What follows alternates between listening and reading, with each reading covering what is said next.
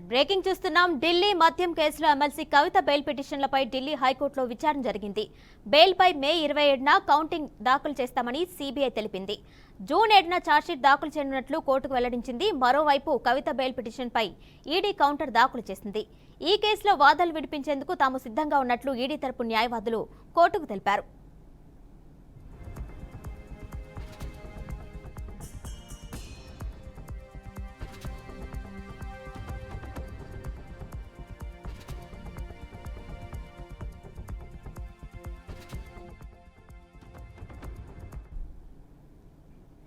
ఢిల్లీ మద్యం కేసులో ఎమ్మెల్సీ కవిత బెయిల్ పిటిషన్లపై ఢిల్లీ హైకోర్టులో విచారణ జరిగింది. బెయిల్పై మే 27న కౌంటర్ దాఖలు చేస్తామని సీబీఐ తెలిపింది. జూన్ 7న ఛార్జ్షీట్ దాఖలు చేయనున్నట్లు కోర్టుకు వెల్లడించింది. మరోవైపు కవిత బెయిల్ పిటిషన్పై ఈడీ కౌంటర్ దాఖలు చేసింది.